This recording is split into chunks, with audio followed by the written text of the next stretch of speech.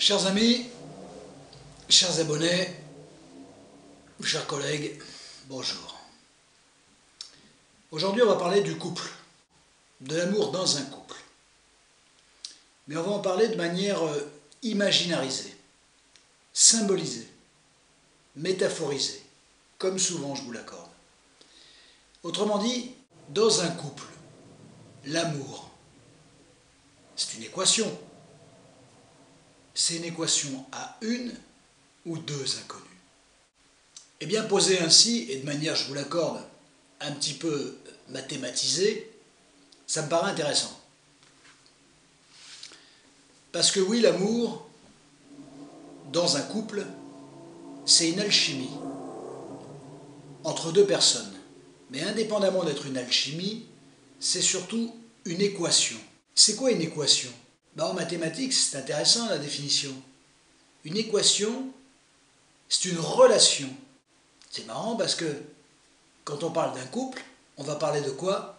D'une relation. Donc l'équation d'un couple, c'est une relation, et l'équation mathématique, c'est une relation. Poursuivons. La définition de l'équation en mathématiques. L'équation, c'est une relation contenant plusieurs variables. Ça, c'est la définition mathématique. Un couple, c'est une relation contenant plusieurs variables. Il y a plein de choses qu'on ne sait pas, qu'on ne maîtrise pas, qu'on ne détermine pas. D'où ma question.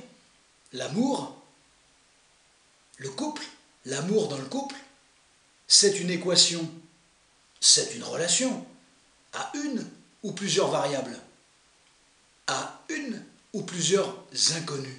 Résoudre une équation, parce que l'équation c'est quoi? C'est une opération à résoudre. Un couple, c'est une relation, entre guillemets, il doit s'opérer, dans le bon sens du terme, une résolution. Il y a quelque chose à résoudre dans le couple. Forcément, sinon ça n'opérait pas, ça ne se ferait pas, ça ne peut pas être si simple que ça. Il y a une opération, il y a quelque chose qui s'opère. Résoudre l'équation consiste à déterminer les valeurs que peut prendre la variable pour rendre l'égalité vraie. Parce qu'une équation, effectivement j'ai omis de le dire, c'est une égalité. Fondamentalement, j'en profite, le couple doit être une égalité. La femme et l'homme sont totalement à égalité. L'homme et la femme sont dans la plus stricte égalité. L'homme et la femme, c'est une équation. Une équation est une égalité. Un couple, c'est une équation. Ce doit être donc une égalité. Toute différenciation de ce dogme égalitaire entre l'homme et la femme, entre la femme et l'homme, est une rupture d'égalité, est une rupture de l'équation. Une égalité vraie, la définition nous donne. Oui, il est souhaitable que le couple ne soit pas une égalité de façade, mais telle une équation mathématique, pardon pour la métaphore, que le couple, les protagonistes du couple, représentent, forment une égalité vraie. La variable en question, dans la définition, est aussi appelée inconnue. Et les valeurs par lesquelles l'égalité est vérifiée se nomment solutions.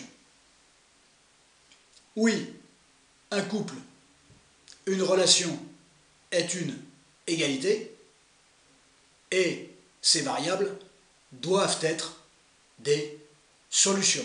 On peut les nommer des solutions. Un couple sans solution n'est plus couple, n'est plus une équation, n'est plus une alchimie. Du moins, il y a le risque d'un déséquilibre et, autrement dit, d'une souffrance. On peut avoir des équations inégales avec des alternatives plutôt sombres, autrement dit, la rupture. Une équation, une relation, un couple, c'est une égalité, mais à la base, c'est une devinette. Devinette au sens symbolique. C'est une devinette mathématique pour l'équation, au sens stricto sensu mathématique, mais dans une relation humaine, c'est une devinette psychosociologique. Alors effectivement, cette relation, elle a une ou deux inconnus. D'ailleurs, forcément, obligatoirement, elle a au moins une inconnue. Au moins une. Ça ne peut pas être sans inconnu, c'est pas possible. Un couple qui démarre, il y a peut-être de l'amour, mais l'amour en soi, c'est pas une fin en soi. C'est bien, c'est une nécessité, c'est un socle, mais ça ne fait pas tout. Ça permet effectivement de trouver des solutions, des variables d'ajustement dont on parlait tout à l'heure, qu'on nomme souvent par des lettres, X ou Y pour les équations mathématiques, ou A et B. On pourrait les nommer ici, dans mon exemple, F et H, femme et homme, le couple de lettres, les lettres LE de TRE, le couple de lettres L apostrophe E accent circonflexe TRE, le couple de lettres deux êtres dans le couple de lettres. À quel degré le couple nommé XY est solution de l'équation? Il y a autant de solutions possibles qui résolvent l'équation. Il y a parfois plusieurs résolutions possibles, comme dans un couple. Serions-nous face à une équation à une inconnue ou à deux inconnues? La première inconnue du couple, nommée X, s'aimer c'est une base, nous l'avons vu. À quel degré s'aimer constitue en soi, et malheureusement ce n'est pas le cas, constitue un projet commun. Un couple qui s'aime doit avoir un projet commun. Seul un couple ayant un projet commun peut arriver à résoudre un certain nombre de problématiques qui vont se présenter à lui. Donc, il y a déjà une inconnue, c'est quid du projet commun des deux membres du couple. Eh bien, serions-nous face à une équation à une inconnue ou à deux inconnues? Eh bien, selon moi, je dirais que nous sommes face, en présence d'un couple, d'équations à deux inconnues.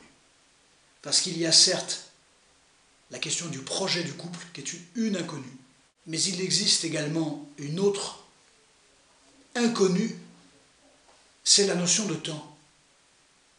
Certes, les sentiments sont là, y a-t-il ou non un projet commun, c'est une première inconnue, mais combien de temps les protagonistes vont-ils s'aimer? Eh bien ça aussi c'est une inconnue. Alors on pourrait en trouver plusieurs, mais ces deux-là me semblent effectivement les deux plus éloquentes, les deux plus importantes. Quel est le projet du couple et quelles sont les certitudes, aucune, quant à la durée d'amour mutuel l'un pour l'autre des éléments du couple. Oui, le couple, l'amour dans le couple, c'est une équation à deux inconnus. Cette relation à deux inconnus peut, moyennant des variables, nommées autrement des solutions, peut arriver à déterminer, à répondre de cette stricte égalité et effectivement permettre de solutionner l'équation proposée par la rencontre entre deux êtres humains qui s'aiment.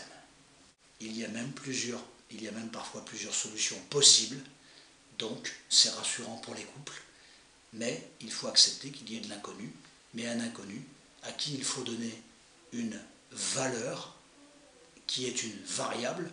Il faut donner une valeur à cette variable, et une bonne valeur à cette variable va représenter une solution. Oui, un couple cherche des solutions pour pouvoir avancer et affronter les problématiques qui vont se présenter à lui. Une équation à deux inconnus, il y a deux types. Il y a une équation à deux inconnus linéaire, c'est intéressant, et il y a l'équation à deux inconnus par couple, en couple d'équations. C'est d'ailleurs ce couple d'équations qui va permettre de vérifier et de résoudre, d'évaluer à quel degré, effectivement, il y a égalité. Il y a deux moyens de résoudre un couple d'équations à deux inconnus. Il y a deux méthodes. La méthode par combinaison. Je ferai peut-être un jour une vidéo là-dessus, si je suis très en forme. Et il y a aussi la méthode par substitution. À très bientôt. Prenez soin de vous.